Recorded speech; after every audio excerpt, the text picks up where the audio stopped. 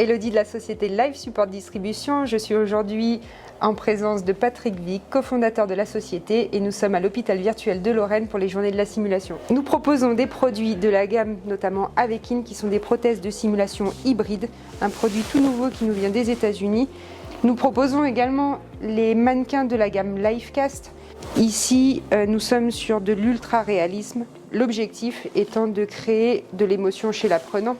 Et pour la partie innovante, nous proposons l'iSimulate, qui est un simulateur de monitorage qui permet de jouer un certain nombre de scénarios que l'on peut créer nous-mêmes, retranscrits sur un écran au choix et parmi toute une gamme d'écrans existants sur le marché français. Donc dans le cadre de cette journée, il nous a été impossible de vous présenter réellement un matériel assez innovant, puisqu'on plonge l'apprenant directement dans un environnement qui est le plus proche possible de la réalité, avec une interaction. Alors aujourd'hui, Live Support Distribution reste dans un domaine de la simulation et propose des produits les plus innovants et les plus réalistes, permettant justement à nos apprenants, à nos futurs apprenants, de se plonger réellement dans la simulation virtuelle. Live Support Distribution est une société composée d'une équipe soignante qui mettra tout en œuvre pour trouver des solutions innovantes et réalistes pour répondre à vos objectifs pédagogiques.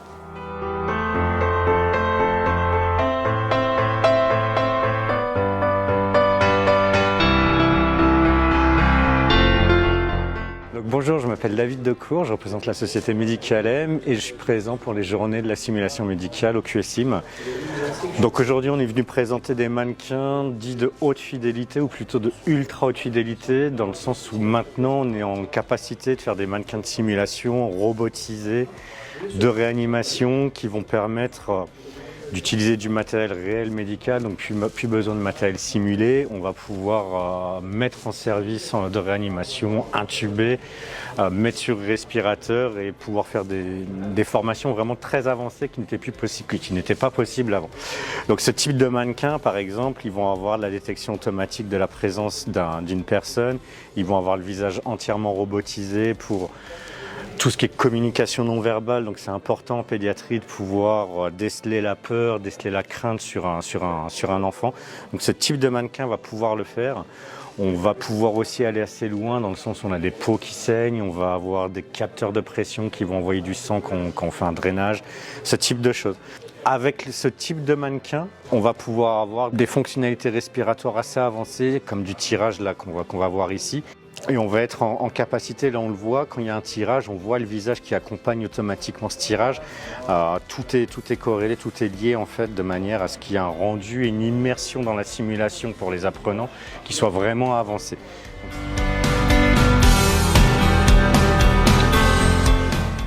Et maintenant, ce qu'on essaye d'apporter aussi, c'est l'apport de la réalité augmentée sur les mannequins.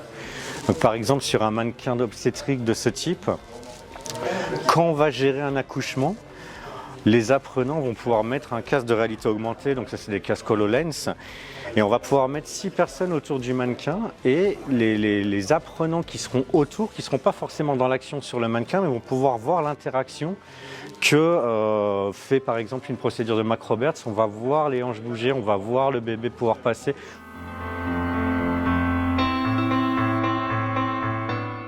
L'idée, c'est qu'il n'y ait plus de simulé, qu'on soit vraiment dans le réel et en termes d'immersion et d'apprentissage, on est vraiment beaucoup plus qualitatif. Donc on sait faire ça maintenant, on sait aussi faire de la réalité virtuelle et dans le cadre de l'hôpital virtuel du QSIM, là je pense que ça prend tout son sens, c'est que maintenant l'apprentissage de l'anatomie, on peut la faire à travers des casques de réalité virtuelle, on peut aller dans la métaverse, on peut faire d'une université virtuelle pour le coup, où les apprenants seront chez eux, pourront faire du distanciel, et il y aura une interaction entre tous les étudiants, le professeur qui pourra montrer des parties anatomiques du corps, faire participer des étudiants, et le tout à travers des casques de réalité virtuelle. Donc voilà, chez Medicalem, on sait faire toutes ces choses, et on sait aussi faire des choses plus basiques, mais qui compte tout autant, c'est tout ce qui est enseignement sur mannequin procédural. Et ça prend du sens pour apprendre le geste parfait, ça prend du sens pour l'évaluation des élèves. Les mannequins procéduraux sont là pour ça. Donc en fait, il y a une complémentarité entre la ultra haute fidélité, où on a des mannequins qui vont permettre de travailler des scénarios très avancés, la réalité augmentée, la réalité virtuelle, mais aussi les mannequins procéduraux. On va apprendre un geste technique, on va apprendre une sensation, on va apprendre un toucher particulier. C'est du mannequin simple mais très important pour l'évaluation des élèves et l'apprentissage de la médecine, jusqu'au mannequin très avancé pour du multidisciplinaire.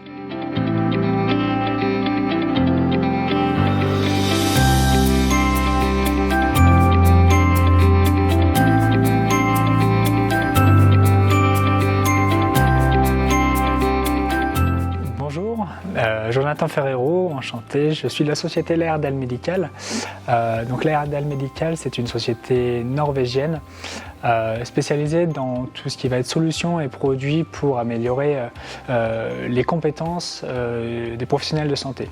Que ce soit sur les compétences techniques basiques avec l'acquisition de compétences techniques comme des examens, comme de la sémiologie, mais des gestes également un petit peu plus poussés, mais également sur la simulation pleine échelle avec des simulateurs comme ceci corps entier qui vont permettre de simuler des situations particulières pour faire travailler en fait les professionnels de santé en équipe, que ce soit l'anesthésiste, l'infirmier, l'aide-soignant.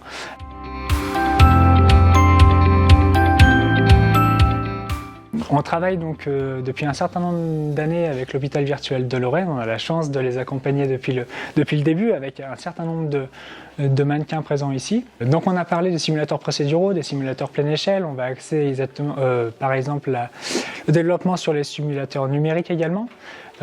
Sur de la prise de vidéo pour aller vers du vidéo débriefing et vraiment analyser une situation, des interactions entre les différents professionnels de santé autour d'une situation donnée.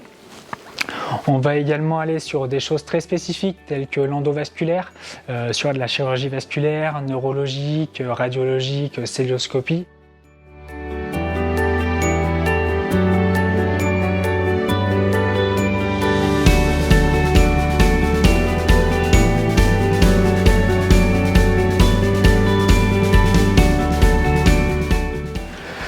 Bonjour, Enriti OP Médical, société de téléconsultation, on existe depuis 2005, donc on fait de la télémédecine assistée.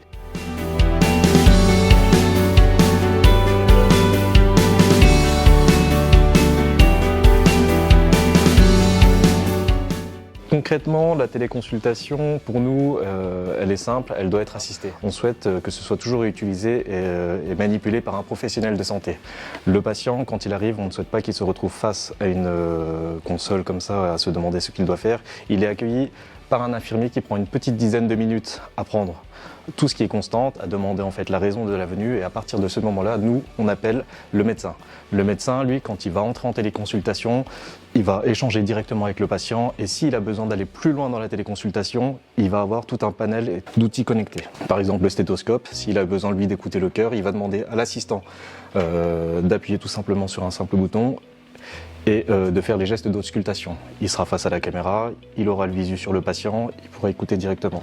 Notre machine, nous, elle a été équipée de certains éléments. Par exemple, vous avez aussi l'autoscope qui permet, lui, de voir le tympan. Le médecin, lui, peut déclencher des clichés à distance et alimenter directement son dossier patient. De la même manière, s'il a besoin d'aller plus loin, toujours dans sa téléconsultation, il a la possibilité de demander à l'infirmier de tracer, par exemple, un ECG, de lui envoyer en direct. Ça lui permet d'interpréter et d'orienter vers un spécialiste si besoin. On a ajouté la fonctionnalité de l'échographie de façon à pouvoir voir ce que le médecin, quand le médecin touche le patient, il cherche à se représenter directement ce qu'il y a sous la peau. Donc il utilise l'échographe en fait et on permet justement d'interpréter les images. À partir de ce moment-là, quand le médecin lui a fait le tour de la téléconsultation, ce qu'on fait, c'est qu'il peut envoyer directement ses ordonnances et puis autrement son compte-rendu qui va atterrir directement sur la machine, ce qui permet en fait au patient de repartir avec son ordonnance et son compte-rendu.